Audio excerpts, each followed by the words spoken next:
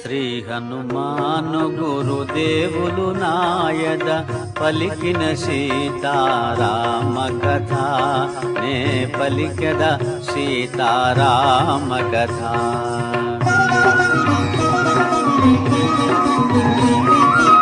శ్రీ హనుమంతుడు అంజనీసుతుడు అతి బలవంతుడు రామభక్తుడు లంకకు పోయి రాగల ధీరుడు మహిమోపేతుడు శత్రుకర్షణుడు జాంబవదాది వీరులందరును ప్రేరేపింపగా సమ్మతించెను. లంకేశ్వరుడు అపహరించిన జానకి మాత జాడ తెలిసి కొన్నా. తన